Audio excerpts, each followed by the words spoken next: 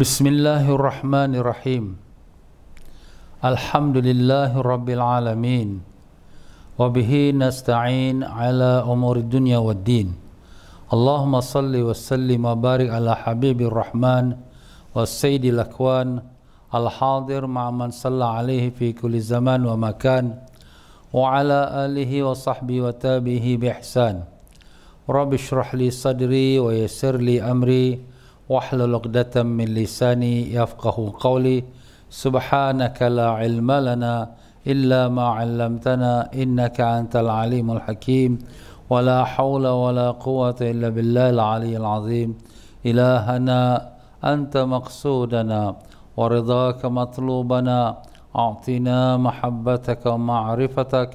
Wa sallallahu ala sayyidina Muhammad wa ala alihi wa sahbihi wa sallam. Walhamdulillahi rabbil alamin. Muslimin dan muslimat rahimakumullah. Assalamualaikum warahmatullahi wabarakatuh. Alhamdulillah, syukur pada Allah Ta'ala dengan limpah kurnia taufik dan hidayatnya telah memanjangkan usia kita, umur kita dalam keadaan sihat walafiat, dalam kita ditemukan Allah dalam bulan Ramadan yang penuh rahmat dan barakah. Syahrul Mubarak, ahlan wa sahlan ya Ramadan. Selamat datang wahai bulan Ramadan. Muslimin muslimat rahimakumullah. Allah Subhanahu wa taala apabila mewajibkan dan memfardukan atas umatnya beriman sesuatu amal ibadat, ia bukanlah untuk kebaikan Allah, tetapi dia sebenarnya kebaikan untuk diri kita sendiri. Bahkan Allah SWT telah firmankan, a'udzubillahi minasyaitonirrajim, in ahsantum ahsantum li anfusikum wa in asa'tum falaha. Kalau kamu berbuat baik, maka kebaikan itu balik pada diri kamu sendiri, dan kalau kamu membuat kejahatan, kejahatan itu kembali pada diri kamu sendiri. Pokoknya di sini Allah Ta'ala tidak memperolehi sesuatu kebaikan pun daripada ibadat apapun yang telah diwajibkan Allah kepada kita. Tapi sebenarnya segala ibadat itu adalah merupakan kebaikan untuk diri kita, kebaikan untuk dunia kita dan juga untuk akhirat kita. Adapun dalam ibadat puasa, sebagaimana yang kita sudah sedia maklum, ia adalah satu ibadat yang mempunyai banyak rahsia dan hikmah di sebalik kewajipan melarang kita makan minum pada siang hari. Sebenarnya Rasulullah sallallahu alaihi wasallam sendiri dalam mengucapkan tentang kelebihan puasa Ramadan ini ada beberapa cara ataupun siri. Siri yang pertama ialah kelebihan dan fadilat untuk diri kita sendiri. Diri kita ini termasuk jasmani dan rohani. Adapun daripada jasmani kita, dengan berpuasa itu dia membawa kita kepada kesihatan. Sebagaimana sabda Nabi sallallahu alaihi wasallam, sumu wa tasihhu, berpuasalah kamu dan kamu akan menjadi sihat. Ini adalah kerana tubuh badan kita seperti mana kita sedia maklum, dia berfungsi siang malam 24 jam tanpa berhenti, khususnya perut kita yang di mana dia bekerja siang malam setiap waktu bila kita mengambil makan minum. Nah, seperti kita manusia, kita perlu pada rehat. begitu juga kita perlu pada kerehatan. Kereta kita, mobil kita, kalau terus menerus kita memandunya tanpa diberikan kerehatan, pasti dia akan mengalami kerosakan dan memerlukan pergi hantar ke workshop. Maka tubuh badan kita ini perlu pada kerehatan, khususnya jentera yang bergerak dalam perut kita yang tanpa berhenti. Maka dengan kita berpuasa, dia dapat rehat, dan dengan kerehatan itu dapat menambahkan kesihatan pada tubuh badan seluruhnya. Pada zahirnya bila kita berpuasa, kita rasa penat dan letih dan kehausan, kelaparan. Tapi sebaliknya, dia memberikan kita kekuatan untuk memperbaharui sekalian otot-otot kita dan nadi-nadi kita dan penyaluran darah kita dan seterusnya seluruh tubuh badan kita. Beberapa pakar saintis keperubatan telah membuatkan satu kajian bahawa dengan kita memberikan masa untuk berlapar, ia adalah merupakan satu kebaikan untuk kesihatan tubuh badan. Maka di sini sudah terbuktilah apa yang dikatakan oleh Nabi kita sallallahu alaihi wasallam, berpuasalah kamu dan bersambah sihatlah kamu. Di samping itu juga, ibadat puasa ini dia membawa kita kepada kebentukan sistem penghidupan kita. Mana hidup kita ini kadang-kadang kita tidak ada waktu, bila nak makan, bila nak minum. Maka di sini dengan berpuasa tu dia mendidik kita menjaga urusan masa kita. Bila masa kita boleh makan dan bila masa kita tak boleh makan dan jangan makan. Dan itulah dia sebagai satu pendidikan disiplin yang di mana jarang sekali kita manusia yang sudah ada segala apa yang kita kehendaki di depan mata kita, dan kita nak disiplinkan diri kita agak sulit. Melainkan kalau kita anak-anak, ibu bapa yang disiplinkan kita. Tapi kalau kita juga sebagai seorang ibu ayah dan kita juga bebas di dalam rumah kita, nak disiplinkan diri kita ni agak sulit. Dan kerana itulah dengan berpuasa ini kita disiplinkan diri kita. Apabila kita disiplinkan diri kita, sebenarnya kita ada satu dia punya tujuannya. Tujuannya apa? Untuk kita menundukkan nafsu kita. Nafsu ini dia nak saja apa yang dia nak mesti dapat. Itulah nafsu. Dan memang nafsu ni adalah satu perkara yang agak liar dan agak sulit untuk kita nak mendidiknya. Ibarat kata sepertilah seekor harimau atau singa ataupun seekor kuda yang liar, nak kita didiknya itu tak semudahnya. Bahkan perlu kepada orang yang berpengalaman dan juga kesabaran. Begitulah kita mendidik nafsu. Nafsu ini satu perkara yang perlu kita ambil berat untuk kita atasinya. Sebab itulah Nabi kita sallallahu alaihi wasallam apabila setelah pulang daripada satu peperangan yang besar, iaitu peperangan Tabuk, kira-kira 700 km utara Madinah Munawwarah. Pulang daripada peperangan itu pada bulan Ramadan, bulan puasa, dan dalam keadaan penat dan letih. Nabi sallallahu alaihi wasallam mengatakan, kami baru pulang daripada perang yang kecil menghadapi perang yang besar. Jadi sahabat-sahabat merasa heran dan takjub. Ada lagi perang yang lagi besar lagi ya Rasulullah? Nabi kata ada, itulah jihadun nafs, jihad melawan nafsu. Ini jihad lawan nafsu ni dia tidak ada kira tua atau muda, di waktu kita siang atau malam.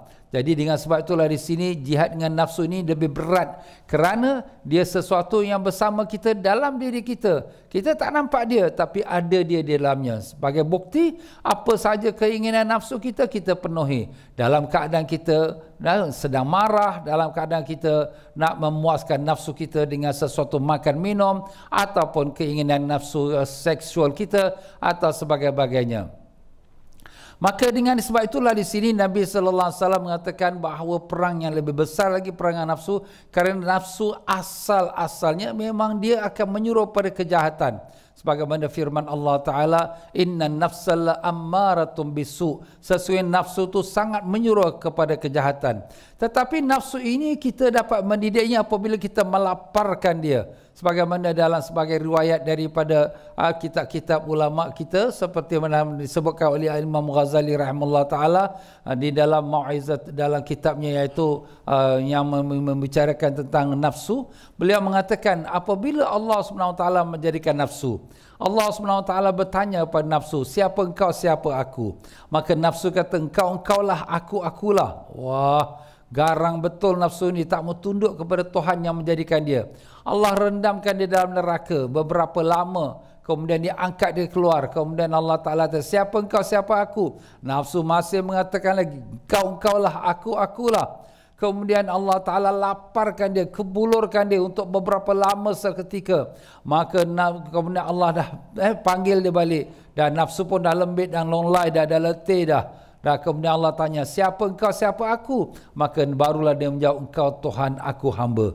Jadi di sini kita dapat melihat bagaimana kelaparan itu mempunyai kekuatan untuk melemahkan nafsu. Dan sebab itulah di sini Nabi sallallahu alaihi wasallam mengatakan dayyaqu majar syaitan, iaitu bisaum atau bilju atau kama qala alaihi salatu wasallam, iaitu sempitkanlah perjalanan syaitan dalam diri kamu, iaitu dengan kamu berlapar. Kerana syaitan ini dia bergerak dalam tubuh badan kita kamajrid dam, seperti laluannya darah kita seluruh tubuh badan kita. Begitulah syaitan, dia berkuasa dan dia mempengaruhi seluruh tubuh badan kita, dan terutama nafsu. Maka dengan sebab itulah di sini seseorang yang dapat melawan nafsu dan menawan nafsu, mengalahkan nafsu, maka itulah orang yang sebenarnya berjaya.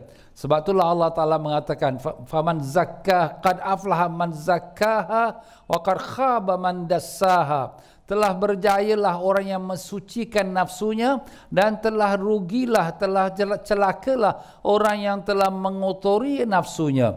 Jadi untuk kita mengatasi hidup ini dalam perjalanan yang singkat, umur kita yang pendek 40 tahun, 60 tahun, 80 tahun, maka kita perlu buat persediaan untuk kita kembali kepada Rabbul Alamin, iaitu dengan kita membersihkan diri kita. Dan tak ada jalan yang lain melainkan dengan kita memperbaiki diri kita, iaitu dalaman kita, iaitu nafsu kita.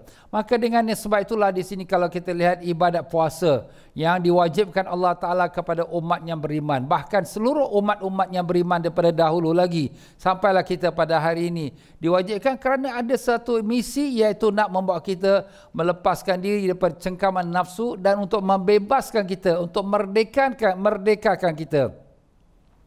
Sebenarnya kita ini selagi kita menurutkan hawa nafsu, kita dijadikan hamba pada nafsu. Maka dengan sebab itulah sini apabila kita dapat merdekakan, tidak menurutkan kehendak nafsu, apa nafsu nak tak semesti kita ikuti, maka itulah sebenarnya orang yang merdeka, bukan lagi orang yang hamba. Hamba, apa saja kehendak dia punya tuan dia ikut. Jadi kalau orang tu masih lagi ikut saja kehendak nafsunya, maka itulah namanya dia hamba pada nafsu. Tapi bila dia dapat melawan kehendak nafsunya yang menyalahi kehendak dan perintah Allah, maka itulah hamba Allah yang merdeka. Merdeka daripada kengkangan nafsunya, dan dengan itu berjaya dia di sisi Allah Subhanahu wa taala, seperti yang telah dibacakan ayat tadi, qad aflaha man zakkaha, telah berjayalah orang yang telah mensucikan nafsunya itu. Muslimin rahimakumullah, ibadat puasa ini bukanlah hanya sekadar untuk melatih diri kita, untuk rohani kita dan juga jasmani kita, bahkan juga untuk menghidupkan sifat insaniah kita, sifat kemanusiaan kita. Berapa ramai daripada umat manusia maupun yang beragama Islam atau tidak, dalam keadaan hidup dunia hari ini mempunyai berbagai-bagai kesulitan dan kesusahan, yang di mana antara mereka yang susah dapat makan minum walaupun untuk hari-harian mereka, dan demikian juga ada yang tidak ada tempat tinggal yang sempurna, hanya duduk di bawah perkemahan, ada langsung tak ada perkemahan, bahkan kita pula sebaliknya hidup dalam kemewahan, kesenangan makan minum. Tetapi dengan kita berlapar, dengan tidak makan minum, kita gambarkan bagaimana kelaparan itu telah mencengkam diri kita kerana kita kehausan dan kelaparan. Kita baru satu hari tak sampai 24 jam, hanya daripada pagi, daripada subuh sampai ke maghrib. Kira-kira kita kata 12 jam atau 13 jam. Tapi gambarkan mereka yang mengalami kesulitan hidup seperti mana yang kita sedia maklum. Di negara-negara yang dalam peperangan, kemarau dan sebagainya. Mereka bukan hanya 12 jam, bahkan setiap hari itulah pengalaman hidup mereka dalam kesusahan, kelaparan, kebuluran dan sebagainya. Maka dengan adanya ibadat puasa ini, dia mendidik jiwa kita untuk rasakan rahmah, belas kasihan kepada saudara-saudara semanusia kita. maupun dia Islam ataupun tidak Islam, kerana mereka juga adalah merupakan makhluk Allah Subhanahu wa taala. Maka dengan sebab itulah dengan ibadat puasa ini akan timbullah pula rasa belas kasihan. Apa salahnya kita membagikan sebahagian daripada rezeki yang Allah Taala beri pada kita kepada saudara-saudara semanusia kita itu, semoga mereka juga dapatlah kebahagiaan sekurang-kurangnya dapat menutupi keperluan hidup mereka dan keluarga mereka, hari-harian mereka. Subhanallah. Kalau kita nak kirakan satu persatu kelebihan puasa memang sangat banyak. Tetapi kita lebih istimewa lagi kerana kita diwajibkan puasa bukan pada masa yang sesuka hati, tapi pada bulan yang dipilih oleh Allah Ta'ala, iaitulah bulan Ramadan. Ramadan dari segi arti makna Ramadan iaitu panas. Kerana asal-asalnya diwajibkan puasa pada bulan Ramadan tu pada musim panas. Itulah pada asalnya. Tetapi sebagaimana kita mengetahui bahawa kalender Islam ni dia berubah setiap tahun, dia kurang 10 hari, jadi kadang-kadang pada musim sejuk, kadang-kadang pada musim panas dan sebagainya. Namun demikian, bulan Ramadan bulan istimewa kerana Allah Subhanahu Wa Taala telah jadikan dia bulan yang lebih daripada bulan-bulan yang lain, di mana Rasulullah sallallahu alaihi wasallam sebelum masuknya bulan Ramadan, baginda di akhir daripada bulan Syaban, baginda Nabi sallallahu alaihi wasallam telah memberikan satu khutbah mengenai kelebihan bulan Ramadan, dari mana diriwayatkan oleh Sayyidina Salman Al-Farisi radhiyallahu an. Beliau telah mengatakan bahawa Rasulullah sallallahu alaihi wasallam telah bersabda di akhir bulan Syaban di atas mimbar, ya ayuhan nas, wahai manusia, innahu qad azallakum syahrul mubarak, sungguh telah hampirlah pada kamu bulan yang penuh barakah, iaitu bulan yang di dalamnya ada satu malam ibadatnya lebih baik daripada 1000 malam, iaitu malam Lailatul Qadar. Dan demikianlah Allah SWT telah fardukan di atas kamu berpuasa pada siang harinya dan telah menjadikan beribadat malamnya itu, iaitu solat qiyamul lail, solat tarawih sebagai satu ibadat sunat. Jadi siang hari kita berpuasa wajib, dan pada malam hari kita melakukan solat tarawih, iaitu sebagai ibadat tambahan sunat. Dan demikian juga pada bulan Ramadan ini Allah SWT telah berikan kita kelebihan, faman tatawwa'a fihi bi khaslatin minal khair kana kaman adda faridatan fima siwa. Sesiapa yang melakukan satu kebaikan yang bukan wajib, seumpama dia bersedekah, dia membantu orang dan sebagainya, maka dia mendapat pahala sepertilah dia membuat satu wajib pada bulan lain. Andai kata dia lakukan satu solat sunat pada bulan Ramadan, dia mendapat pahala seperti satu fardu pada bulan lain. Masya Allah. Kalau dia bersedekah $1 dalam bulan Ramadan, maka dia mendapat pahala seperti satu zakat yang wajib yang dikeluarkan pada bulan yang lain. Masya Allah. Ibadat wajib ini bukan boleh kita buat-buat kerana dia sudah ketetapan dari Allah Ta'ala. Sebagai contoh, kita solat. Apakah kita boleh solat lebih pada 5 waktu dalam satu hari yang wajib? Jawapannya tidak. Sebab wajib solat hanya 5 waktu saja sehari. Tapi dengan kita melakukan ibadat sunat dalam bulan Ramadan, satu kali kita solat sunat dalam bulan Ramadan dapat satu fardu. Kalau 10 kali kita buat sunat dalam Ramadan, maka kita dapat pahala seperti 10 fardu. Masya Allah. Bagaimana kalau kita solat tarawih 20 rakaat dalam bulan Ramadan? Masya Allah, 20 rakaat sudah seperti 20 rakaat fardu kita buat pada bulan yang lain. Sedangkan kalau kita salat fardu 5 waktu, hanya 17 rakaat saja. Nah, inilah dia tuan-tuan dan puan-puan. Tak masuk lagi dengan solat tahajudnya, tak masuk lagi solat qabliyah ba'diyahnya, tak masuk lagi dengan dia bersedekah, tak masuk lagi dengan membantu saudara-saudara Islam dalam kesusahan. Subhanallah. Inilah peluang keemasan untuk kita, orang yang beriman yang nak mencari pahala di sisi Allah untuk menambah-nambahkan pahalanya. Ini antara sebabnya kenapa di mana Rasulullah sallallahu alaihi wasallam yang memohon kepada Allah. Allah SWT sayang pada Nabi kita sallallahu alaihi wasallam. Dengan kerana Allah sayang pada Nabi kita sallallahu alaihi wasallam, Allah menggandakan pahala umat Nabi Sayyidina Muhammad sallallahu alaihi wasallam. Memang Nabi kita sangat sayang kepada kita. Satu ketika Nabi sangat rasa sedih dan sayu. Datang malaikat Jibril, "Ya Muhammad, kenapa aku lihat engkau dalam keadaan kesedihan?" Maka Nabi sallallahu alaihi wasallam menjawab, "Bagaimana tidak aku sedih ya Jibril?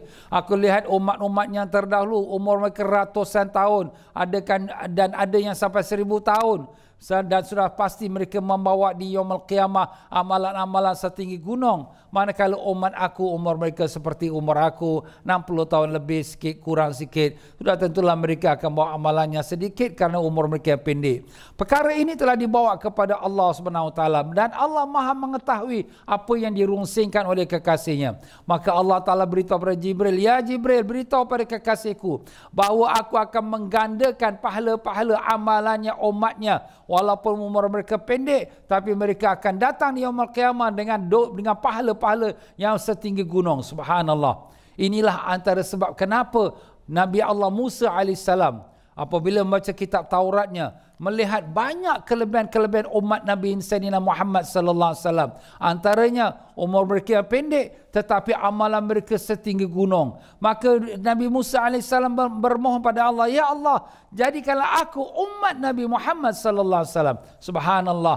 Nabi Musa sendiri pun nak jadi umat Nabi Sayyidina Muhammad sallallahu alaihi wasallam, memandangkan pahala yang besar-besar dibawa oleh umat ini. Masya Allah. Dan inilah antaranya, iaitu bulan Ramadan. Satu ibadatnya sunat, satu ibadatnya baik, yang bukannya wajib, dilakukan dalam bulan Ramadan, maka diberikan ganjaran pahala seperti sefardu. Dan manakala pula sesiapa yang buat satu fardu dalam bulan Ramadan, diberikan dia pahala 70 fardu pada bulan yang lain.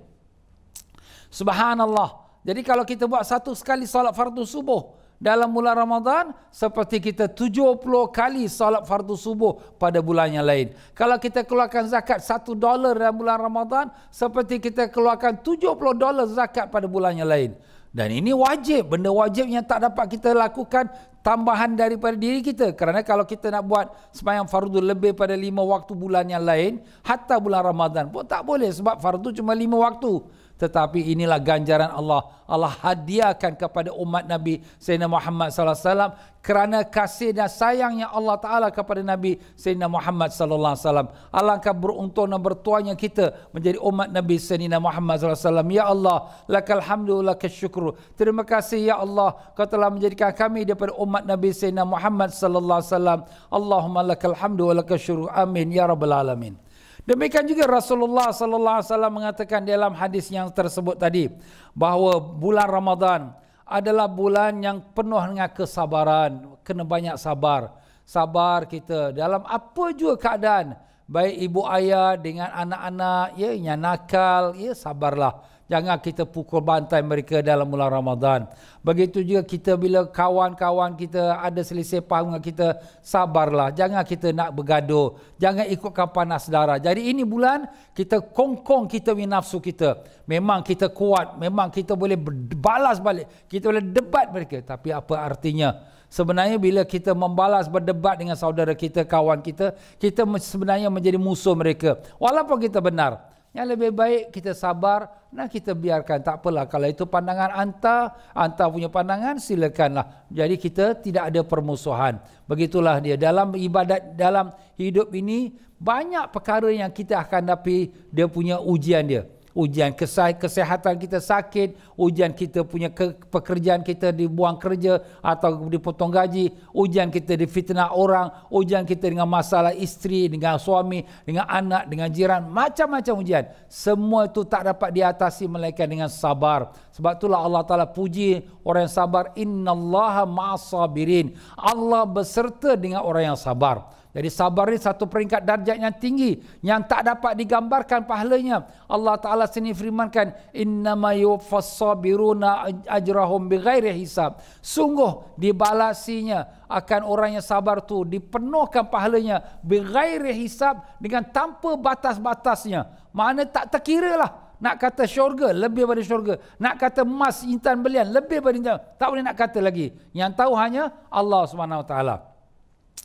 Jadi itulah dia tuan-tuan dan puan-puan, kelebihan sabar. Tapi macam mana dapat sabar Ustaz? Kadang-kadang kita pressure, tekanan, stres, tak boleh nak kontrol. Inilah dia dengan ibadat puasa ni. Jadi bila kita dalam keadaan marah, dalam keadaan kita nak melawan apa yang kita dengar tu, kita ingat aku berpuasa. Sebab tu Nabi SAW pesan kepada kita, apabila seseorang tu dalam berpuasa, ada orang ajak lawan kita atau nak bergaduh kita, maka katakan pada dia, inni saim, aku ini puasa. Jadi kalau orang tu orang yang belajar, orang yang faham, takkan orang puasa aku nak gaduh dengan dia. Dia dah kata aku puasa. Mana kita relax. Kita jangan lawan dia, kita jangan gaduh dengan dia. Ini termasuk juga kita suami isteri. Kadang-kadang maaflah ya, isteri tak boleh sikit pun suami salah. Suami pun sama juga, isteri tak boleh sikit salah. Tapi apa kata kalau kita dalam bulan puasa ni, kita sabar. Tak apalah isteri aku tak sengaja, tak apalah suami aku tu penat dia kerja, tak apalah ini perkara kecil saja. Kita kecilkan. Masalah yang besar kita kecilkan. Masalah kecil kita hilangkan terus. Kan senang. Tetapi oleh kerana ego kita, nafsu kita, ini nafsu. Rasa aku suami, aku ada hak. Aku isteri, aku ada hak. Itulah akibatnya kita jadi pecah belah rumah tangga. Jadi dengan kesabaran itu, yang mudah-mudahan dapat dihasilkan dengan puasa, inilah akan membawa keharmonian hidup rumah tangga, bahkan keharmonian hidup dalam masyarakat, bahkan keharmonian hidup dalam negara. Masya Allah. Inilah sebabnya kita lihat hari ini kenapa berperang sana berperang sini. Kerana semua tak ada sifat sabar. Semua nak tunjuk ego dia, nak tunjuk kekuatan dia, nak tunjuk kehebatan dia. Berlakulah penumpahan darahnya apa yang kita lihat sampai hari ini. Inna lillahi wa inna ilaihi rajiun. Begitulah Rasulullah SAW mengatakan inilah bulan Ramadan, bulannya sabar. Di mana dalam bulan ini sebagaimana bagi mengatakan wasabru thawabuhul jannah, dan orang yang sabar itu balasannya ialah syurga. Dan wahwa syahrul muwassa, dan bulan ini adalah bulan yang melahirkan rasa kasih sayang. Kasih sayang kerana kita lihat orang yang susah, kita tahu macam mana kita lapar dengan puasa. Orang ini bukan satu bulan, bahkan tiap-tiap hari sepanjang tahun dan beberapa tahun dia dalam kelaparan, dia begini saja hidup dia. Jadi kita apa salah kita membantu? Sebenarnya rezeki yang Allah Ta'ala beri pada kita bukan hak milik kita. Kita hanya pemegang amanah saja. Ibarat macam postman. Dia diberikan tugas untuk membagikan surat ini kepada Tuhan yang empunya. Itulah kita pun. Bila Allah bagi kita rezeki, ini aku punya gaji. Ya betul, pada zahirnya. Hakikatnya itu datang daripada Allah. Kalau Allah Ta'ala tidak beri kamu akal, tidak beri kamu mata, tidak beri kamu telinga, tidak beri kamu kaki tangan, tidak beri kamu kekuatan, kepandaian, bagaimana kita nak bekerja? Bagaimana nak mendapatkan harta atau rezeki itu? Semuanya Allah komplitkan, dan kemudian bila kita dapat, kita kata ini aku punya. Allah yang punya. Sebab itulah Allah Ta'ala mengatakan wa anfiqu mimma razaqnakum. Berinfaklah kamu, berbelanjalah kamu, memberilah kepada orang yang memerlukannya apa yang telah kami rezekikan pada kamu. Bukan kamu punya, kami berikan rezeki kepada kamu. Subhanallah. Jadi dengan sebab itulah di sini kita sebagai orang beriman, kita faham ini rezeki Allah punya, dan kita ambil sebagaimana keperluan kita untuk diri kita, anak isteri kita, rumah tangga kita. Tapi kita ada lebihan, alhamdulillah, kita pun ada simpanan, dan kita keluarkan sedikit, kita sedekahkan pada selain daripada yang wajib. Yang wajib dah tentu-tentu itu zakat wajib, tetapi selain pada yang wajib, kita ada kelebihan. Banyak orang lagi masih susah. Banyak orang kebuluran, tak ada rumah, tak ada tempat tinggal pun. Kita apa salah kita bantu dalam negara kita, dan di luar negara kita pun lebih ramai lagi. Subhanallah. Tapi sebenarnya apa yang kita belanjakan itulah kita punya. Kita selalu fikir, alamak ni aku duit ni 10,000, aku dah keluarkan 1,000 dah kurang dah. Sebenarnya tidak. Apa yang kita keluarkan itulah hak milik kita. Wa ma indakum yanfadu wa ma indallahi baq. Apa yang ada di sisi kamu itu akan hilang, dan apa yang ada di sisi Allah itulah yang kekal untuk kamu. Jadi kalau kita lihat pada hari ini, kita simpan duit. Ya bagus, alhamdulillah rezeki kita simpan. Dan kemudian kita belanjakan 1,000. Yang kita simpan 100,000. Misal katalah. Maka yang sebenarnya duit kita yang mana satu? Bukan 100,000. Kita mati 100,000 tu waris kita punya. Tapi yang kita punya, inilah yang 1,000. Yang kita bawa balik ke akhirat. Andai kata kalau orang yang dah mati tu boleh hidup balik, apa yang mereka nak buat? Mereka nak sedekahkan dia punya harta. Tapi itulah masa hidup semua sayang. Akhirnya bila dah balik kita dah menyesal. Sebab itulah di sini Allah Ta'ala memberikan kata-kata, apa yang di sisi kamu itu akan hilang, dan apa yang di sisi Allah itulah yang kekal. Kita ni tuan-tuan dan puan-puan, kalau kita naik bas ekspres, atau naik kapal terbang, atau naik kereta api, apakah yang kita buat? Kita letak barang-barang kita, purse kita, beg duit kita di dalam poket kerusi depan. tapi belakang kerusi itu ada poket kita masukkan. Kalau ada orang dia tu, tak mau, ini kerusi orang depan, aku nak letak aku punya poket kerusi, ini kerusi aku letakkan belakang dia, ada poket. Tapi sebenarnya siapa punya tu barang tu? Orang belakang punya. Yang kita punya yang ke depan. Apa yang kita letakkan depan, itulah kita punya. Itulah ibaratnya para jemaah sekalian. Subhanallah. Begitulah kehidupan kita, tuan-tuan, ya. Ya, begitulah Rasulullah sallallahu alaihi wasallam telah gambarkan dalam hadis ini. Bulan ini bulan kasih sayang, dan bulan ini bulan Allah Taala tambahkan rezeki kepada orang mukmin. Dan sesiapa yang memberikan ke orang yang berpuasa itu berbuka puasa, dia mendapat 3 perkara. Kita memberi seseorang berbuka puasa, kita dapat 3 perkara. Kita akan dilepaskan dari api neraka, itqum minan nar. Dan kemudian kita akan mendapatkan keampunan daripada Allah sekalian dosa-dosa kita. Dan kita akan dapatkan pahala orang yang berpuasa itu tanpa kurang pahala puasa orang itu. Masya Allah. Kita bagi orang berbuka puasa, kita dapat kelepasan dari neraka. Itu saja sudah cukup untuk kita. Masya Allah, kelepasan. Siapa yang tak mau lepas? Semua kita minta, Rabbana atina fid dunya hasanah, wa fil akhirati hasanah, wa qina azaban nar. Ya Allah, berikan kami kebaikan dunia, kebaikan akhirat, dan lepaskan kami dari api neraka. Api neraka amat dahsyat, tuan-tuan. Matahari yang kita lihat sekarang ini, yang di mana dia terletak pada langit yang keempat. Antara satu langit dengan satu langit 500 tahun perjalanan. Berapa jauhnya matahari dengan kita, ini kita dah tak tahan dah. Dan matahari itu hanyalah secebis daripada api neraka, secebis saja. Masya Allah. Kalau secebis pada api neraka tu dah kita tak tahan, sekarang ni kita berjuta batu jauh pada matahari. Gambarkan na'udzubillah kalau orang yang masuk dalam neraka. Dalam sebuah hadis Nabi sallallahu alaihi wasallam menceritakan orang yang paling ringan sekali, di azab dalam neraka ialah orang yang diletakkan tapak kakinya di atas bara neraka. Kakinya letak atas bara neraka. Dia letak je atas bara neraka, otak dia mendidih macam air masak, gulung. Masya Allah. Dan dia mengatakan, alangkahnya celaka yang akulah orang yang paling susah, yang paling dahsyat azab dalam neraka. Padahal dia lah orang yang paling ringan sekali dalam neraka. Na'udzubillah. Minta Allah jauhkan kita pada api neraka. Ya Allah, selamatkanlah kami, anak cucu kami, ibu bapa kami, datuk nenek kami, semua daripada api neraka-Mu ya Allah, dengan rahmat-Mu, dengan berkat syafaat Nabi Rasulullah sallallahu alaihi wasallam. Amin ya rabbal alamin. Dan demikianlah, jadi apabila Nabi sallallahu alaihi wasallam membicarakan tentang memberi orang berbuka puasa, sahabat-sahabat bertanya, ya Rasulullah, tidak semua kami yang mampu memberi orang berbuka puasa. Maka Nabi sallallahu alaihi wasallam menjawab, Allah Taala memberikan ganjaran ini kepada orang yang memberi orang berbuka puasa walaupun dengan hanya seteguk air, walaupun dengan sesisip air susu. Jadi air susu tak banyak, tapi satu sisip saja. Kita sedut air sekali, batallah puasa kita. Itu pun sudah mencukupi. Walaupun dengan setengah biji kurma, bukan kata 1 biji, setengah biji kurma, itu pun sudah mendapatkan pahalanya. Nah, tuan-tuan dan puan-puan rahimakumullah, ya, apalah kekurangan hartanya kalau kita bagi jiran sebelah, masak lebih sikit, kita bagi. Alhamdulillah, tradisi ini sudah pun kita amalkan daripada datuk nenek kita. Ini satu tradisi yang baik. Ya, kita masak lebih sikit, kita bagi pada jiran kita, untuk mereka pun dapat menjamu selera untuk berbuka puasa. Apalagi pula kalau kita dapat membantu saudara-saudara kita yang dalam kesusahan, negara-negara yang dalam peperangan, dalam kebuluran, dalam kesempitan.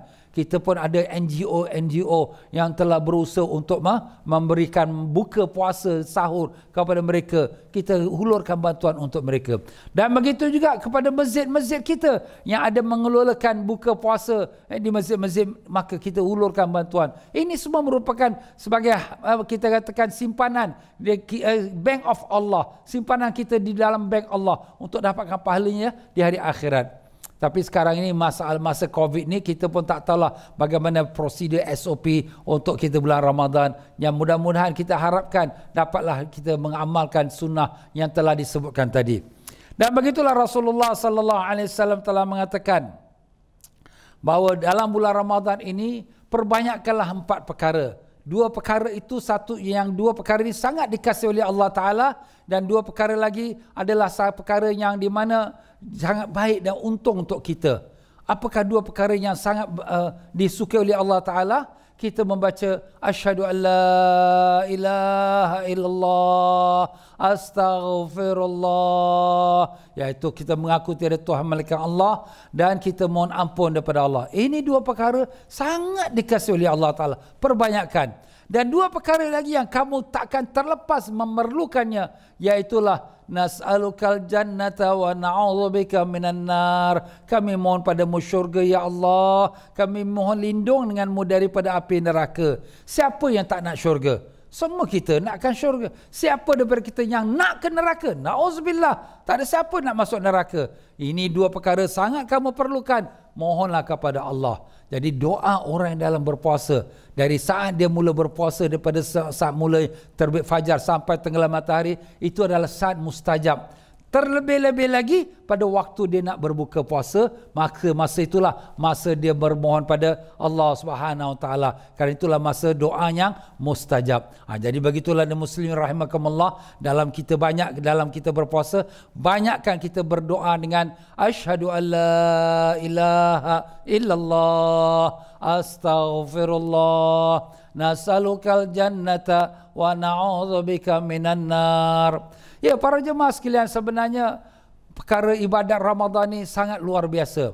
Rasulullah sallallahu alaihi wasallam telah menggambarkan dalam hadis yang lain bahawa dalam bulan Ramadan Allah Taala telah memberikan kelebihan banyak. Antaranya ialah bulan Ramadan, bulan turunnya Al-Quran. Syahrul Ramadan alladzi unzila fihi al-Quran. Bulan Ramadan, bulan turunnya Al-Quran. Ambillah kesempatan dalam bulan Ramadan, perbanyakkanlah bacaan Al-Quran. Kalau boleh kita khatamkan bacaan Al-Quran. Kalau boleh kita khatam bukan sekali, bahkan lebih daripada sekali. Bahkan ulama-ulama kita terdahulu menggandakan bacaan Al-Quran dalam bulan Ramadan. Al-Imam Syafi'i rahimahullah ta'ala, Masya Allah, satu hari 2 kali khatam. Masya Allah, satu hari 2 kali khatam. Macam mana ustaz tu? 30 juz dikhatamkan di luar salat, mana bacaan-bacaan, dan 30 juz lagi dibacakan dalam salat. Subhanallah. Itulah kehebatan Imam Syafi'i rahimahullah ta'ala. Dan juga imam-imam yang lain, ada yang khatamkan dalam seminggu sekali, ada yang khatamkan dalam 2 minggu sekali, dan bahkan ada yang mengkhatamkan dalam sebulan Ramadan beberapa kali. Jadi kita usahakanlah, tak dapat kita khatamkan beberapa kali, sekurang-kurang 1 kali khatam. 1 hari 1 juz kita baca. Jadi kalau 30 hari dah dapat 30 juz. Itulah dia Al-Quran menjadi kita punya cahaya hati kita, dan menjadi teman kita dalam kubur kita, dan besok menjadi penghujah kita, pembela kita di yaumul qiyamah, di padang mahsyar, di hadapan mahkamah Allah Ta'ala. Ya tuan-tuan dan puan-puan rahimakumullah, begitulah dalam bulan Ramadan Allah Ta'ala nak pastikan bulan Ramadan bulan istimewa. Allah perintahkan malaikat Ridwan supaya siapkan semua bidadari-bidadari pada bulan Ramadan. Maka bila malaikat Ridwan perintahkan semua bidadari berhias, maka bidadari-bidadari bertanya, "Ya Ridwan, untuk apa nak kami berhias ini?" Maka berkatalah malaikat Ridwan, "Inilah dia malam pertama daripada bulan Ramadan, di mana umat Nabi Sayyidina Muhammad SAW akan mula berpuasa Ramadan." Maka begitulah dia bidadari gembira kerana mereka nak menyambut bakal suami-suami mereka, yang di mana yang berpuasa dan beramal yang akan menjadi penghuni syurga dan menjadi bakal suami mereka. Subhanallah. Begitu juga dalam malam pertama bulan Ramadan, Allah perintahkan malaikat Malik yang menjaga neraka, tutup semua pintu neraka. Semua pintu neraka ditutup kerana sebagai menghormati akan umat Nabi Sayyidina Muhammad sallallahu alaihi wasallam yang akan mengerjakan ibadat puasa. Dan kemudian Allah perintahkan pada malaikat Jibril supaya ikatkan semua syaitan-syaitan, supaya dibelenggukan mereka, diikatkan mereka, dirantaikan mereka dan dibuangkan di dasar lautan. Kenapa? Supaya jangan mereka mengganggu umat Nabi Sayyidina Muhammad sallallahu alaihi wasallam yang bakal mengerjakan ibadat puasa Ramadan. Masya Allah. Habis Ustaz, kadang-kadang kita lihat dalam bulan Ramadan ada juga orang yang tak puasa, ada juga yang masih maksiat. Kenapa ni? Ya tuan-tuan dan puan-puan, apa kita nak kata? 11 bulan syaitan sudah train dia jadi rekrut kepada syaitan. Dah 11 bulan dah terbiasa dengan dosa maksiat. Jadi bila chip tak ada, dia adalah pula jadi chip. Itulah dia tuan-tuan.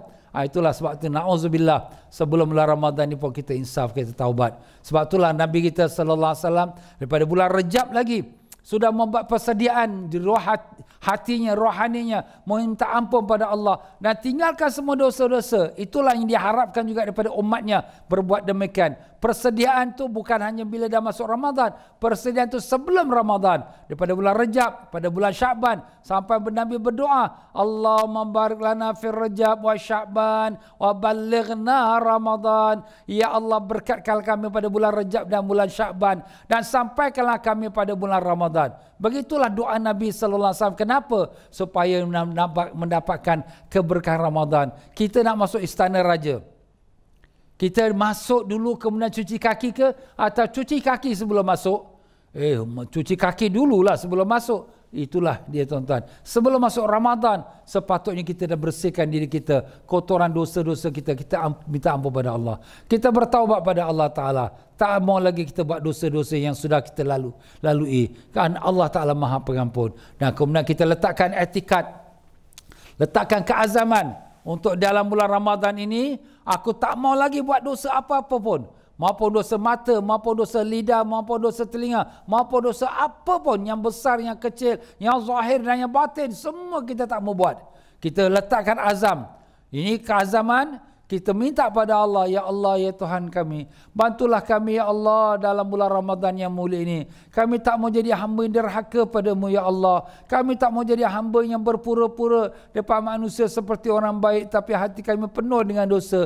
Tolonglah kami, bantulah kami ya Allah. Lepaskanlah kami daripada segala dosa-dosa yang zahir dan yang batin, yang besar, yang kecil, yang kami tahu dan yang kami tidak tahu. Ampunkanlah kami ya Allah. Terimalah doa kami dengan berkat syafaat Nabi sallallahu alaihi wasallam. Allahumma amin ya rabbal alamin. Kita letakkan keazaman. Ramadan ini ialah the best Ramadan. Lebih baik daripada Ramadan yang sebelumnya. Ustaz, sekarang kita COVID ni, macam mana kita nak jadikan Ramadan ni lebih best? Sebenarnya ibadat kita pada Allah SWT bukan kira masa dan bukan kira tempat, bukan kira keadaan.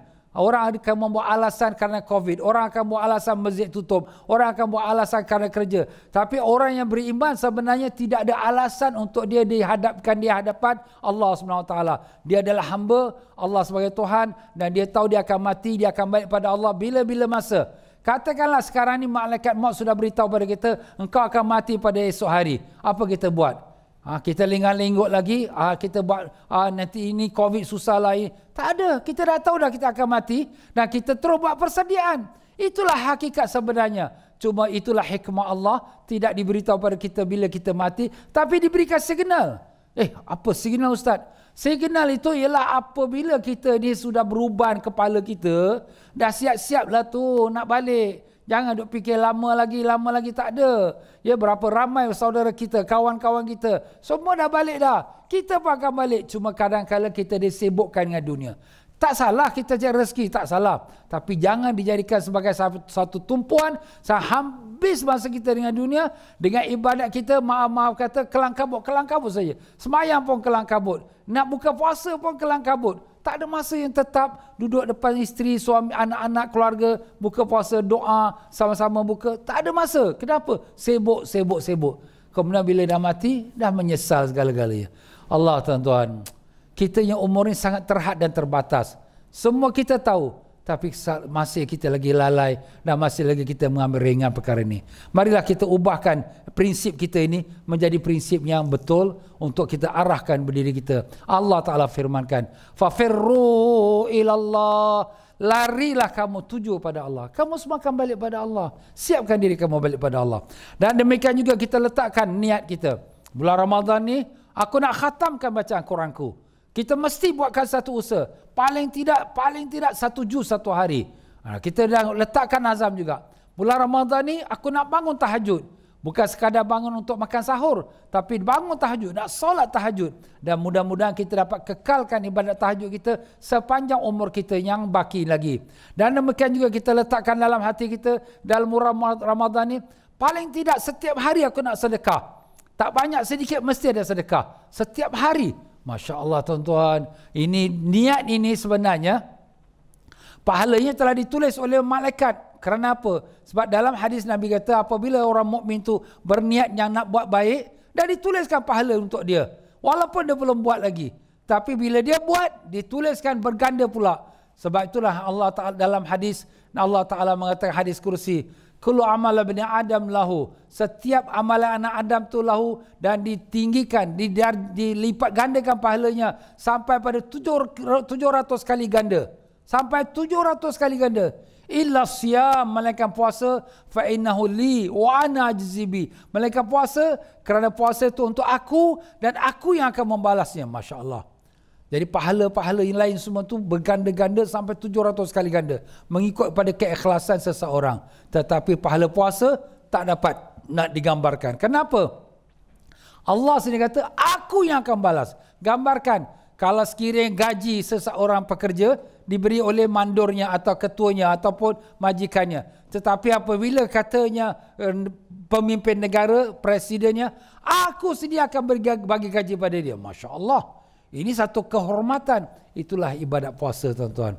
Satu kehormatan yang Allah beri pada mereka yang berpuasa. Jadi mudah-mudahan kita harapkan Ramadan yang kita ada sekarang ini merupakan Ramadan yang dapat ubahkan diri kita. Buatkan satu keazaman. Kita nak jadi suami yang baik. Kita nak jadi suami yang lembut pada isteri dan kasih sayang pada isteri, pada anak-anak. Kita nak jadi seorang isteri yang baik, isteri yang menggembirakan suami, isteri yang salihah. Kita berazam untuk jadi seorang ibu yang baik pada anak-anak. Dan bagi kita anak-anak pula kita berazam, aku nak jadi seorang anak yang baik, anak yang menggembirakan ibu dan ayahku. Aku tak mau lagi angkat suara dan tengking ibu bapa, tak mau lagi bergaduh dengan adik-beradik. Dan begitulah kita letakkan azam, aku nak jadi seorang masyarakat yang baik. Aku tak akan lagi buat kepermusuhan dengan kawan, dengan teman, dengan siapa-siapa. Dan letakkan azam dalam hati kita, aku maafkan semua orang yang buat perkara yang tak baik pada aku, yang menyakiti hati aku maafkan semua mereka. Mudah-mudahan Allah ampun dan maafkan aku pula kesalahan-kesalahan aku. Inilah tuan-tuan, kita letakkan keazaman hati kita, supaya mudah-mudahan Ramadan tahun ini akan menjadi the best Ramadan untuk kita, untuk keluarga kita dan untuk masyarakat kita, insya-Allah. Itu saja tuan-tuan dan puan-puan yang dapat saya sampaikan pada petang atau malam yang mulia ini. Mudah-mudahan dapat kita manfaatnya. Tuan-tuan jangan lupa, antara kelebihan bulan Ramadan yang telah kita sebutkan tadi ialah banyakkan bersedekah. Pahala sedekah berlipat kali ganda. Dan jangan lupa tuan-tuan, program ini pun telah dianjurkan oleh badan-badan dan juga marsa yang ada tertera di hadapan kita di skrin ini. Marilah sama-sama letakkan keazaman untuk kita bantu mereka, kerana mereka juga adalah organisasi, mereka adalah persatuan, mereka adalah madrasah, mereka adalah sesuatu yang usahanya untuk kebaikan masyarakat kita. Letakkan satu keazaman untuk kita membantu mereka. Tetapi keazaman ini kadang-kadang nafsu kita, masa kita dengarkan syarahan ini, kita rasa semangat kuat. Apa salahnya sekarang juga kita ketip kita punya handphone kita, pay now, tengok nombor kat depan kita tu, kita letakkan transfer $100. Ustaz, 100 banyak. Apa yang banyak? Kita pergi kat Gelang buka puasa, kita nak beli barang makan, habis $100. Lepas tu masuk dalam perut, habis. Maaf tuan-tuan dan puan-puan. Dan begitulah dia tuan-tuan dan puan-puan. Allah Ustaz, tak adalah kita handphone tak ada kat tangan sekarang, tak sempat nak ketip-ketip ni. Tuan-tuan dan puan-puan, letakkan nazar. Ya Allah, aku bernazar, aku nak bantu madrasah ni, aku nak bantu sekolah ni, aku nak bantu persatuan ni, aku nak bantu yayasan ni. Jadi kita letakkan nazar, $100, ya Allah, aku nak sedekah untuk tujuan yang baik ni. Ustaz, kalau kita dah nazar jadi wajib. Ya, jadikan wajib. Kenapa? Sebab inilah kelebihan nazar. Makna nazar tu ikat kita. Sebab kita ni kadang-kadang niatnya baik. Aku nak sedekah lah $100. Tapi nanti lepas itu dah habis program ni, dah habis 1-2 jam, dah kita punya nafsu pun dah mengatasi kita, dan kita punya semangat pun dah kendur dah. Orang kata hangat-hangat teh ayam je. Tadi panas tapi lepas tu dah jadi sejuk pula. Jadi jangan, untuk kita ikatkan dia, kita nazarkan dia. Ya Allah, aku bernazar pada Engkau, ya Allah, aku nak sedekahkan $100 untuk madrasah ini, untuk yayasan ini, untuk persatuan ini. Jadi mudah-mudahanlah dengan itu kita dapat pahalanya. Dan ini kita ikatkan diri kita, dan untungnya balik pada siapa? Untungnya balik pada diri kita sendiri. Ya tuan-tuan dan puan-puan rahimakumullah, mohon maaf banyak dalam penyampaian saya, mungkin tersilap kata, terkasar bahasa. Yang mana benar itu semua datang daripada Allah, yang salah silap pada kelemahan saya sendiri. Maka dengan itu saya mohon izin dengan wabillahi taufiq wal hidayah. Wassalamualaikum warahmatullahi wabarakatuh.